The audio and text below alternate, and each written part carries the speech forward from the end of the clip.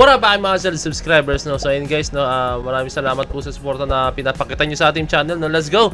Shoutout sa inyo lahat, no? Maraming salamat po sa inyo, no? And ayun guys, ang sunod natin papanoorin is syempre mga updates sa ating Mahalima guys, no? Ito yung sa Moonlight. Grabe yung pagka-trendiness po talaga nitong ano, no?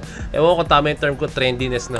Basta yun, grabe yung pagka-trendiness nitong ano, no? Moonlight talaga guys, as in kahit saan ako tumingin, sobrang trending siya guys, no? So eto guys, may kibalita po tayo kay Miss O guys, no? So si Miss O is sa mga channel na pinapanood ko if ever man manonood ako ng updates regarding po sa ating Mahalima, no? So subscribe kayo dyan and yun, no, kindly follow nyo na rin si Miss O, no? Ganda rin yun, subscribe and follow, pareho na rin sa YouTube yun.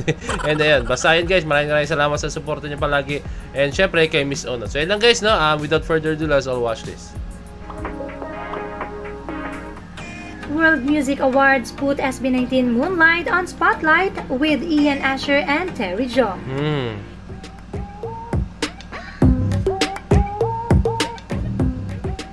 P-pop king SB19 has officially released the audio for their latest single, Moonlight, so ito yung audio pa, with international music artists Ian Asher and Terry Jong.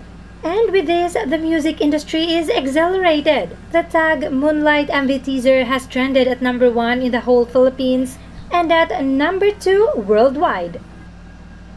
The song has charted in 13 countries including Philippines, pero hindi pa ito ang kabuuan dahil may schedule ang mga fans as per country kung anong oras ito bibilhin on iTunes. Okay. In short, hindi pa ito ang total charting results. On the other hand, the World Music Awards has also posted and promoted SB19's Moonlight with Ian Asher and Terry Jong, giving them the spotlight in their social media platform with millions of followers. Wow, so knowing World Music Awards, no? So ito, nakikita ko lang to guys, to talaga yung mga sinishare nila, yung mga pinopromote talaga nila is mga solid mga artists talaga guys, mga groups, no? Ano sila, sobrang kilat sila talaga sila all over the world guys, no? So ayun, no? Etong knowing na SB19 po ay World Music Awards, pinost sila or share sila, no? Or pinost sila sa mismong social media account nila, no? That's a very big achievement na po para sa atin guys, no? Niwala kayo sa akin, no? Kasi yung ma-notice kanya mga ganyang klase mga platforms guys, wow, grabe yan. I think unti-unti na po talaga na-recognize ang ating Mahalima po na iba't ibang artist, no? Although na alam na international artist po ang ating Mahalima, no? Pero eto, unti-unti pa sila nakikilala, no? Through social media guys. At heto pa, kapit lang mga caps dahil hindi pa tapos ang excitement dahil the music video of Moonlight will be released today, May 3 at 7 p.m. Hold on tight because this will surely blow you away.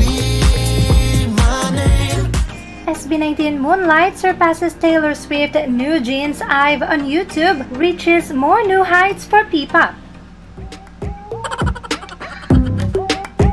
Nakita mo lang yung pangalang Taylor Swift, grabe na guys. Here is the latest update for SB19, Ian Asher and Terry Jong's Moonlight.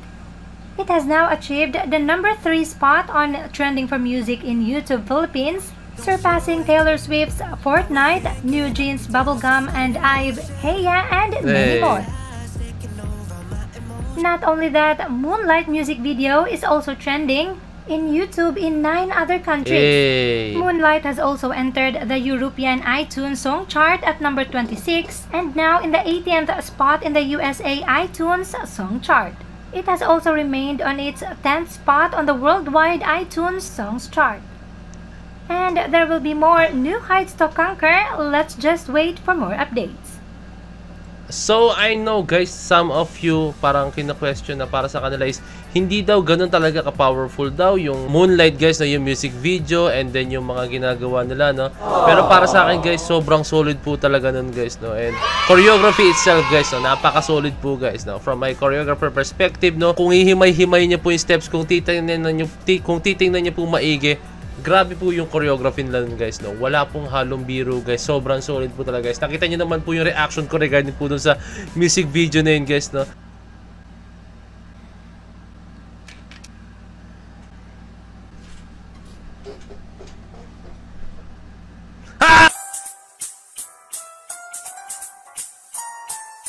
Alam mo guys, may isa akong sobrang na-excite dito, no? Sana ma-release na nila yung or magkaroon sila ng dance practice video guys. I think dun talaga as in sobrang mababaliw ako guys, no? And ang hindi ko lang sure paano nila i-perform yung mga angles na nasa taas yung view, tapos yung nasa baba yung view, di ba? May mga camera angles silang gano'n, no? Hindi ko alam kung paano nila gagawin yun, pero I think magagawa nyo knowing SB19 and knowing Sir J, no? Si Sir J, no? Ronces Valdez, no? So, sobrang solid niya, no? Isa yan sa mga choreographer po talaga na sobrang nilook up ko talaga. Napaka-creative ng utak. So, napakaswerte ng ating mahalima, no?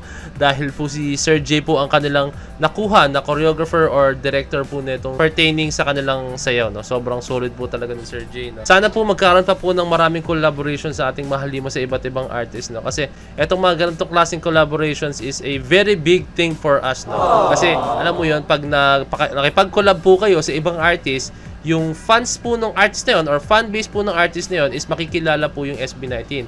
And syempre parang ano yan parang give and take yan, guys, no? So yung SB19, makikilala rin yung fans ng SB19 which is 18, no? Makikilala rin yung artist na yun, no? Syempre. Parang ganito na ngayon, guys, no? Ganito po yung nangyayari, no? So maganda po yung mga ganito, like yung mga collaborations, and I'm hoping, guys, na magkaroon po ng maraming collaborations po ang ating mahalima, no?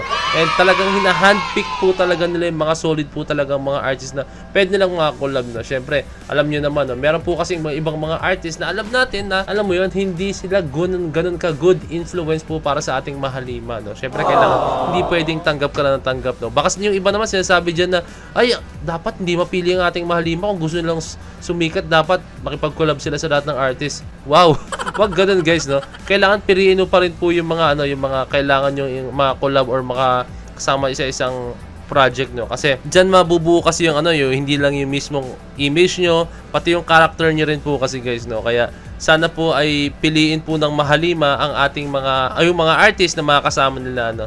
And ayun lang, para sa akin lang naman yan, that's just my own opinion, guys, no? And I think naman yung 18 sasang-ayon din sa akin dyan, no? Kasi syempre natin, ang gusto rin lang sa ating mahalima is what's best for them, no? Gusto natin yung mga bagay na makakabuti sa kanila, yung mga bagay na mag-benefit sa kanila, no? And syempre, pag nangyari naman yun, pag yung nag-clash sila, no, talagang magkakaroon po ng magandang outcome yun, guys, no? As in, para sa akin, magkakaroon po ng magandang outcome yun, no? Tulad na lang po ito, na-collab po talaga ng ating mahalima itong mga artist na to, no? Nakita nyo naman kung ano nangyari. Sobrang ganda nangyari, guys, no? And yung feels ng kanta is sobrang saktong-sakto po siya sa choreography ng ating mahalima, no? And I'm hoping po talaga, guys, no, na hindi pa po ito yung huling klaseng music video na gagawin ng ating mahalima na ganito yung concept na more of sayaw, guys, no? Gusto kong makita po ng ganitong klaseng music video or dance performance video ng ating mahalima na more of this kinds of stuff, no, na talagang ini-incorporate nila yung foundations ng sayaw, yung mga mo yun, yung mga hindi na kikita usually sa ating mga ibang groups, no, sa ibang other P-pop groups, no. Sana makita ito ng iba and sana po is makakuha tayo ng aral dito na wag tayong makalimot sa ating roots, no. So ayan, pinapakita lang nating mahalima na hindi sila nakakalimot sa mga roots, guys, no. Yun po kasi yung mga kung ba't nagkaroon ng sayaw ngayon dahil po yun sa mga nauna sa mga taong nagsimula ng mga yun, no? Kaya ito, ang ating mahalima, pinakita mo nila yung mga bagay na yun, no? So ayun na, guys. Wow, napaka-solid po nito, and yun, guys, maraming salamat sa panonood nitong aking reaction video, and this is just a lang naman, a reaction ko or mga opinion ko regarding po sa nangyayari sa ating mahalima ngayon. Ito na, unti-unti na po ang ating mahalima na pumapasok sa spotlight, no? As in, ito na, unti-unti na po ulit, no? So ayun lang, guys, maraming salamat po sa inyo, guys. Kindly like, comment, share, and subscribe. So this is me, Point of It, signing out. Who's the G?